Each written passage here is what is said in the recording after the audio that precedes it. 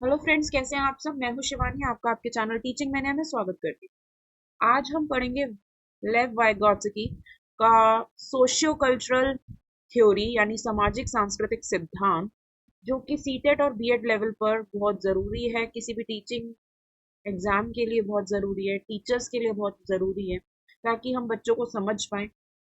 तो यहाँ पर ये जो लेव वाइगोत्स्की हैं, वो एक रूसी मनोवैज्ञानिक थे, जिन्होंने ये सिद्धांत दिया कि बच्चे का कॉग्निटिव डेवलपमेंट यानी संज्ञानात्मक विकास जो है केवल व्यक्तिगत प्रयासों से नहीं होता, ठीक है, लेकिन बल्कि समाज, संस्कृति और सामाजिक बातचीत के माध्यम से होता है।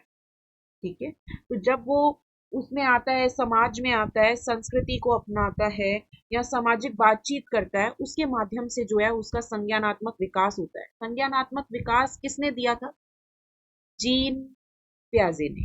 ठीक है, इसकी वीडियो जो है मैंने पहले कोलबर्ग और जीन प्याजे की वीडियो जो है मैंने पहले ही डाल दी है, जो कि सीटेट और बीएड के लिए बहुत महत्वपूर्ण है। कोई भी टीचिंग एग्जाम के लिए, डी ट्रिपल एस बी या बीएलएड करते हैं आप, या आप टीचर हैं, तो आपके लिए वो बहुत इंपॉर्टेंट है। इससे हमें क्या पता चलता है कि हमें बच्चे को कैसे परखना चाहिए। जो भी आपको थ्योरी अपनानी है वो अपना सकते हैं, सबके अकॉर्डिंग अलग अलग हैं थ्योरीज। ठीक है, तो देख सकते हैं, थोड़ी समझ आ जाती है टीचर में भी कि किस तरह से बच्चों को हैंडल करना चाहिए या कैसे करना चाहिए। तो अब यहाँ पर देखेंगे कुछ बिंदु, प्रमुख बिंदु देखेंगे कि भाई कैसे इसमें स्टेजेस पे तो इसने डिवाइड नहीं किया है लेव वाइगोत्स्की ने, कि स्टेज नहीं बनाई है ना लेवल्स बनाए हैं, बट इन्होंने कुछ जो मुख्य बिंदु बनाए हैं वो बहुत इंपॉर्टेंट है। तीन ही बिंदु हैं, तीन चार बिंदु हैं जो कि बहुत इंपॉर्टेंट है। ठीक है, तो देखते हैं बिना टाइम वेस्ट किए। यदि आपने अभी तक मेरा चैनल सब्सक्राइब नहीं किया है तो प्लीज मेरे चैनल को सब्सक्राइब कीजिए, वीडियोस को लाइक कीजिए, शेयर कीजिए अपने दोस्तों के साथ जो कर रहे हैं बीएड या किसी भी टीचिंग एग्जाम की तैयारी, और बेल आइकन पर प्रेस करना ना भूलें, ताकि सबसे पहले वीडियो की नोटिफिकेशन जो है वो आप तक पहुंच पाए। तो ये थे लेव वाइगोत्स्की, जो कि रशियन साइकोलॉजिस्ट थे। ठीक है, who propose the socio cultural theory of cognitive development, यानी जिन्होंने सामाजिक सांस्कृतिक संज्ञानात्मक विकास का सिद्धांत दिया है। ठीक है, ये वीडियो जो है दोनों, क्योंकि आप सभी कह रहे थे कि वीडियो जो है दोनों में लाओ, इंग्लिश और हिंदी में, तो मैंने दोनों, हिंदी और इंग्लिश दोनों में लेके आई हूँ। ये वीडियो बाइलिंगुअल होने वाला है वीडियो। तो वाइगोत्स्की का मानना था कि सीखना एक सामाजिक प्रक्रिया है जिसमें सांस्कृतिक, भाषा और अन्य लोगों की जो भूमिका है वो अत्यंत महत्वपूर्ण होती है। ठीक है, मतलब हमारी ही नहीं, मतलब हमारे आसपास जैसे हमारे पेरेंट्स हैं, टीचर्स हैं, या हमारे दोस्त हैं, या हमारा समाज है, ठीक है, उनकी भी भूमिका जो है वो अत्यंत महत्वपूर्ण होती है। इस सिद्धांत में शिक्षकों को समझने में मदद मिलती है कि बच्चों को कैसे मार्गदर्शन देना चाहिए, मतलब उनको कैसे सिखाना चाहिए, कैसे गाइड करना चाहिए। ठीक है, इस सिद्धांत में ये मिलता है। पूछ लेते हैं सीटेट के पेपर में कि लेव वाइगोत्स्की ने इसमें क्या कहा गया है, किस पर्पज से बनाया गया। मार्गदर्शन, शिक्षक जो है वो मार्गदर्शन दे सकते हैं बच्चों को, इसीलिए ये थ्योरी जो है वो बनाई गई है। इसमें मदद मिलती है शिक्षकों को, ताकि वो बच्चों को जो है वो कैसे मार्गदर्शन देना चाहिए वो बता सके। ठीक है, तो यहाँ पर सोशियो इंटरेक्शन यानी आपका सामाजिक सहभागिता क्या होती है। ठीक है, देन फिर दूसरा है सोशल इंटरेक्शन यानी सामाजिक संपर्क क्या होता है। एमकेओ यानी मोर नॉलेजेबल अदर, अधिक ज्ञानी व्यक्ति। और जेडपीडी, ठीक है, यानी जोन ऑफ प्रॉक्सिमल डेवलपमेंट यानी निकटवर्ती विकास क्षेत्र क्या हो सकता है। या स्कैफोल्डिंग यानी सहारा देना, कौन सहारा देगा कौन सहारा नहीं, वो सब। लैंग्वेज मैटर करती है, कल्चर मैटर करता है, समाज मैटर करता है, और सामाजिक इंटरेक्शन मैटर करती है, लैंग्वेज यानी भाषा मैटर करती है। तो आइए हम एक एक करके देखते हैं। देखो, सोशियो इंटरेक्शन यानी सामाजिक संपर्क क्या होता है कि सोशल इंटरेक्शन क्या है, यानी बच्चे का सीखना जो है दूसरों के साथ बातचीत करना या फिर सहयोग के माध्यम से जो होता है, वो क्या है, ठीक है। Learning occurs first through interaction with others before being internalised, ठीक है। सीखना पहले दूसरों के साथ संपर्क से होता है, फिर वह आंतरिक रूप से विकसित होता है, ठीक है। अंदर से पहले दूसरों के साथ सीखता है ना, जैसे अपने फ्रेंड्स से सीखते हैं या अपने टीचर्स से सीखते हैं, फिर अंदर से सीखते हैं कि भाई नहीं, इसको ऐसे नहीं, ऐसे करेंगे तो और ज्यादा अच्छे से होगा, ठीक है। तो अपने आप से पहले दूसरों से सीखता है, देन फिर खुद से सीखता है। जैसे एक एग्जाम्पल देती हूँ, एक बच्चा अपने बड़े भाई को पेड़ की ड्राइंग बनाते हुए देखता है, ठीक है। वह बच्चा भी वैसे ही कोशिश करता है ड्राइंग बनाने की। भाई उसे बताता है कि पहले पेड़ का तना बनाओ, यानी उसका स्टेम ट्रंक बनाओ, देन फिर उसकी पत्तियां बनाओ, ठीक है। धीरे धीरे उसी तरह वो पेड़ बनाता है और बनाना सीख जाता है। तो यह दिखाता है कि बच्चा सामाजिक बातचीत के माध्यम से नई चीजें सीखता है, ठीक है। फिर वो बनाता रहेगा पेड़, तो उसमें वो परफेक्ट हो जाएगा, या फिर वो किसी और तरह से बनाने की कोशिश करेगा, ठीक है। जैसे उसने ऑयल पेस्टल रंग भरे हैं, तो वो किसी और रंग से उसको रंगने की कोशिश करेगा, ठीक है। तो पहले वो भाई से ड्राइंग बनाना सीखा, देन फिर वो खुद से बनाई उसने, और फिर उसने इम्प्रोवाइजेशन किया, ठीक है। तो ये होता है सोशल इंटरेक्शन, ठीक है, सामाजिक संपर्क।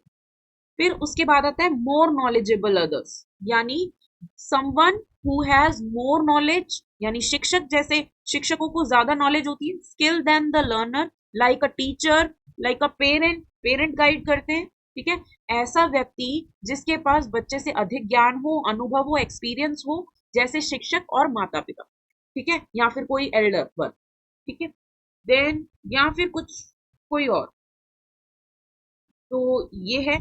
देन फिर उसके बाद है जोन ऑफ प्रॉक्सिमल डेवलपमेंट, यानी ZPD, ठीक है, निकटवर्ती विकास क्षेत्र।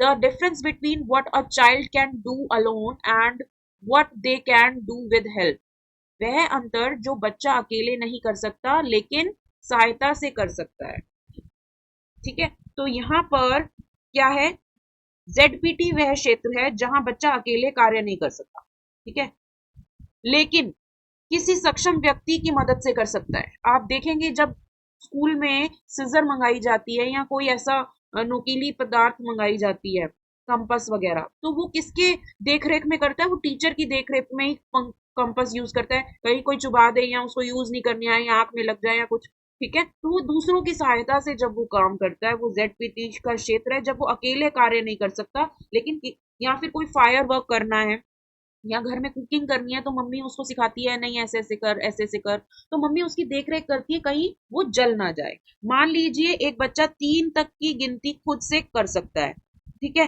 लेकिन जब शिक्षक उसकी मदद करता है तो वो 10 तक गिनना सीख जाता है, ठीक है। ZPD में 4 से 10 तक की गिनती आती है, ठीक है। तो देख रेख में जो 1 से 3 तक तो वो खुद कर गया, लेकिन 4 से 10 तक उसने कैसे की, ZPD में, मतलब निकटवर्ती विकास क्षेत्र में किसी की देख रेख में की, जो वह अकेले नहीं कर सकता था लेकिन मदद से सीख कर करी उसने, ठीक है। तो 1 से 3 तक गिनती जो है वो उसको आती थी, उसने खुद कर ली, लेकिन 4 से लेकर जो 10 तक उसने गिनती की है, वो ZPD यानी जोन ऑफ प्रॉक्सिमल डेवलपमेंट में की है, उसने निकटवर्ती विकास क्षेत्र में उसने वो गिनती की, तो वो ZPD कहा कहलाया जाता है, ठीक है, क्योंकि वो उसने शिक्षक की मदद से की। देन उसके बाद है स्काफोल्डिंग। स्काफोल्डिंग यानी सहारा दे, temporary help temporary help provided to a child which is gradually removed as they become independent, बच्चे को दिया गया अस्थायी सहारा जिसे धीरे धीरे हटा लिया जाता है, वह स्वतंत्र हो जाता है। अब मेरे को इससे एक एग्जाम्पल याद आया, जब हम साइकिल सीखते हैं, पीछे से पहले पापा पकड़ के रखते हैं या भाई, अगर एल्डर वन कोई भी है, मम्मी पापा भाई पकड़ के रखता है, देन फिर उसके बाद क्या होता है कि धीरे धीरे वो सहारा छोड़ देते हैं पीछे से, पहले तो पकड़ कर चलवाते हैं साइकिल, देन फिर पीछे से सहारा जो है वो छोड़ देते हैं। तो ऐसे सीखना, ठीक है। जैसे बच्चा जो है वो पहली बार जब शर्ट का बटन लगाना सीखता है, तो माँ शुरुआत में उसे खुद बटन लगा कर देती है और कहती है यहां से शुरू करो फिर नीचे की तरफ जाओ।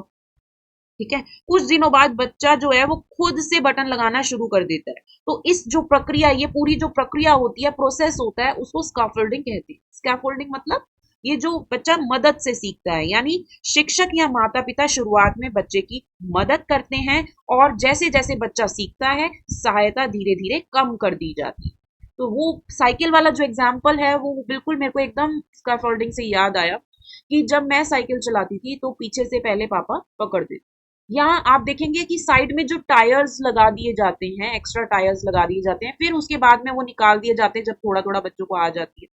तो वो भी स्कैफोल्डिंग है कि टेम्परेरी जो बच्चों को सहायता प्रदान की जाती है, अस्थायी सहारा सहारा दिया जाता है, फिर उसको हटा लिया जाता है और बच्चा स्वतंत्र हो जाता है, उसको स्कैफोल्डिंग प्रोसेस कहते हैं। ठीक है, आई होप ये वीडियो जो है आपको समझ आया होगा। तो इसके साथ ही एक और पॉइंट था जो मेरे से यहाँ पर मिसिंग हो गया है, भाषा और सोच का संबंध। वाइगोत्स्की ने जो है भाषा को भी महत्व दिया है, यहाँ पर बताया गया है। मतलब सोशल इंटरेक्शन कर लिया, कल्चर कर लिया, लेकिन लैंग्वेज रह गया। तो यहाँ पर भाषा और सोच का जो संबंध है, क्या सोच का संबंध है भाषा और सोच का, कि वाइगोत्स्की ने कहा है कि भाषा सिर्फ संवाद के माध्यम से नहीं होती, मतलब बातचीत के माध्यम से नहीं होती, वह एक सोचने का भी तरीका है। ठीक है, जैसे एक बच्चा खिलौने के साथ खेलते समय अब कार चलेगी, अब ब्रेक लगेगा, ठीक है, तो ये सब सोच लेता है। ठीक है, वह खुद से बात कर रहा है लेकिन दरअसल वह सोच रहा है। ठीक है, तो सेल्फ टॉक जिसको कहते हैं, ये सेल्फ टॉक बच्चे की सोचने की प्रक्रिया को दर्शाता है। तो सेल्फ टॉक जब बच्चा करता है वो भी एक भाषा का, कि अब मुझे ये करना चाहिए, अब मुझे, हम मन ही मन सोचते हैं। ठीक है, सेल्फ टॉक करते हैं। तो इससे क्या होता है, वाइगोत्स्की का जो सिद्धांत है यह हमें बताता है कि बच्चे अकेले नहीं बल्कि समाज और संस्कृति का के सहयोग से सीखते हैं। कुछ अपने फ्रेंड्स से सीखते हैं, या कुछ शिक्षक से, कुछ माता पिता से, कुछ अपने एल्डर वन से। ठीक है, उनके मार्गदर्शक में ही जो है बच्चे का पूरा विकास होता है। सही समय पर सही सहायता देकर बच्चे की क्षमता को बढ़ाया जा सकता है। ठीक है, सही समय पर मतलब एग्जाम हो गए, वो फेल हो गया, फिर उसके बाद आप कुछ नहीं, आप उसको या तो फिर प्रोत्साहित करेंगे दोबारा। अगर एग्जाम से पहले उसको मदद मिल गई होती किसी बड़े की तो वो फेल ही नहीं होता। तो वो यहाँ पर लेव वाइगोत्स्की बता रहे हैं, हर किसी बच्चे को सहारे की जरूरत होती है, तभी वह सीख पाता है, किसी अपने एल्डर वन से या किसी भी अनुभवी व्यक्ति से। ठीक है, तो आई होप ये वीडियो आपको यूजफुल लगा होगा। ये यूजफुल लगा है तो मेरे चैनल को प्लीज सब्सक्राइब कीजिए, सपोर्ट कीजिए। एंड बीएड वाले जितने भी बीएड या फिर बीएलएड कर रहे हैं, जेबीटी कर रहे हैं, या किसी भी टीचर का कोर्स कर रहे हैं, तो वो ये वीडियो को देखेंगे, ये थ्योरी को देखेंगे, तो आप कहेंगे कि ये तो बहुत लिमिटेड लिखा हुआ है, इसको हम कैसे। आप अपने एग्जाम्पल से ये देखिए, आप पीपीटी जो है ये देखिए, आप इसी को ब्रीफ में लिखिए कोई एग्जाम्पल देकर। आपको वहां पर पेजेस भरने होते हैं, है ना। तो बीएड के पेपर में जैसे 16 मार्क्स का एक क्वेश्चन है, तो आपको पेजेस कम से कम 5 या 6 लिखने होंगे, है ना। तो यही पॉइंट को बड़ा बड़ा बनाकर, एग्जाम्पल के थ्रू बनाकर आप लिखिए। आप अपना कोई एग्जाम्पल दे दिया आसपास का, कोई बच्चे को देखा हो जेडपीडी में, या आपके अंदर कुछ आइडिया आ रहा हो, या जैसे मैंने साइकिल वाला एग्जाम्पल दिया वैसे ही आपके पास भी कोई एग्जाम्पल हो, उसको देख दे, उसको लिख लिख के हर एक पॉइंट को जस्टिफाई कीजिए। ऐसे ही इंग्लिश वाले भी, हिंदी वाले भी इसको जस्टिफाई कर सकते हैं। आई होप ये वीडियो आपको यूजफुल लगा है। अगर कोई भी आपको दिक्कत आ रही है वीडियो देखने में या पीडीएफ चाहिए, तो आप मेरे को मेल कर सकते हैं bhatia.shivani123@gmail.com पर। ठीक है, और सजेशन जरूर लिखिए कमेंट पर। अगर मैं इम्प्रूव कर सकती होंगी तो मैं जरूर करूंगी, या कुछ ऐड कर सकती होंगी, या आपको कोई और टॉपिक पढ़ना है तो आप प्लीज मेरे कमेंट बॉक्स में कमेंट कीजिए, मैं जरूर रिप्लाई करने की कोशिश करूंगी। Thanks for watching my video.